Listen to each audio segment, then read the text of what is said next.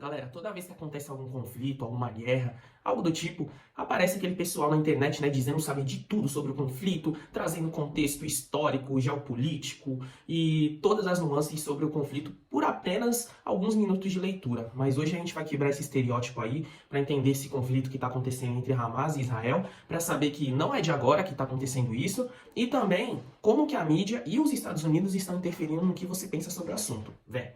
Gente, eu sou o Hector Basile, sou formado em Geografia e hoje a gente vai tentar entender um pouquinho do que está acontecendo lá pro lado do Oriente Médio. Primeiro a gente tem que saber que os judeus eles habitam a região onde hoje fica o Estado de Israel há pelo menos uns 3, 4 mil anos. E muita coisa aconteceu, muitos povos dominaram a região, deixou de ser posse dos judeus, passou a ser posse de outros povos, e isso se prolonga até o período de hoje. Por conta de muitos conflitos que aconteceram nessa região, muitos judeus eles passaram a migrar para outras regiões, né, principalmente para a Europa.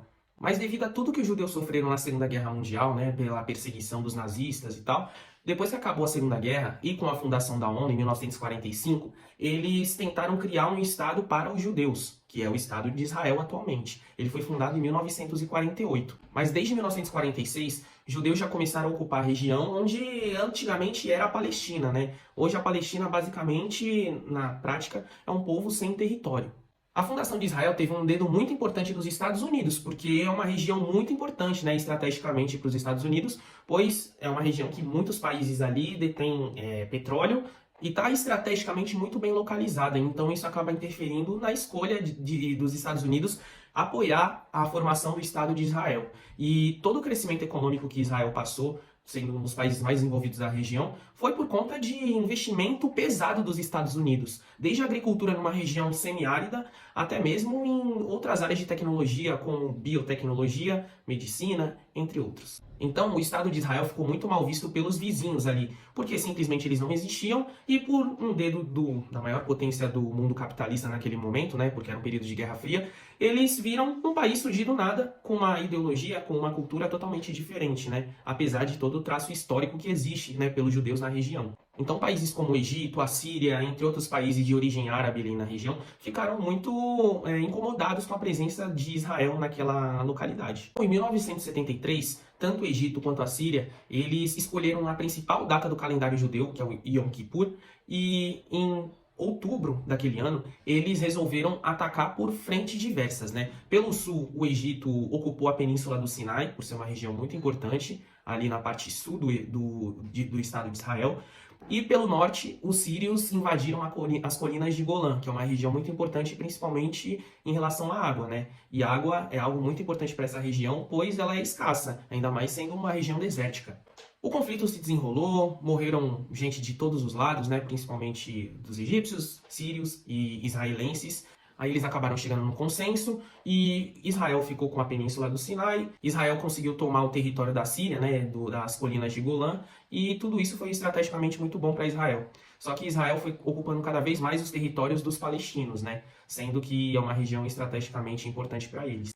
Então a Palestina, que era um território que era basicamente o que é o mapa de Israel hoje, foi cada vez mais diminuindo de tamanho, enquanto os israelenses foram cada vez mais crescendo na região e tomando cada vez mais territórios e esmagando a presença dos palestinos, né? E para combater esse domínio de Israel, surgiu um grupo chamado Hamas, que é considerado um movimento revolucionário e para outras pessoas de um outro viés é considerado um grupo terrorista. Eles surgiram para combater esse domínio israelense, né? E tudo que o Estado de Israel vem promovendo contra os palestinos, né?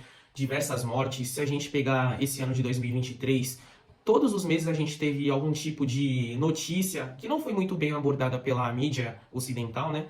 Por não ter interesse, né? Por conta dos Estados Unidos ser um dos principais parceiros de Israel.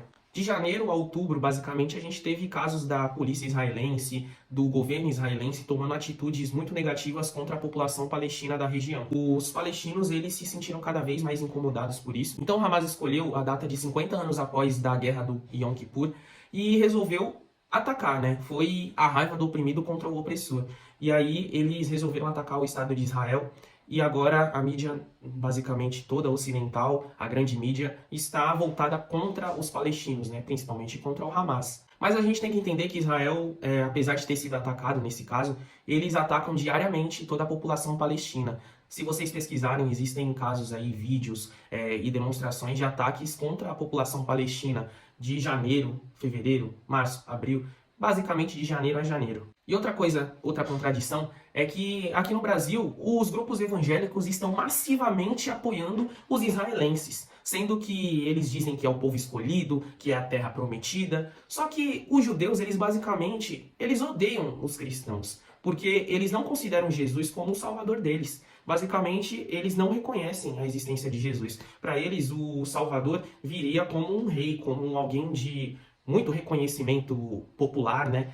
O que Jesus não era, ele era basicamente um pobretão. Então não tem nem coerência dos evangélicos, dos cristãos no geral, apoiarem os judeus, né? E isso é massivamente apoiado por conta da influência dos Estados Unidos no Brasil. Então acaba que esses grupos fanáticos religiosos evangélicos, eles acabam também apoiando por isso. Espero que tenha ajudado vocês a entender um pouco mais desse contexto e até logo!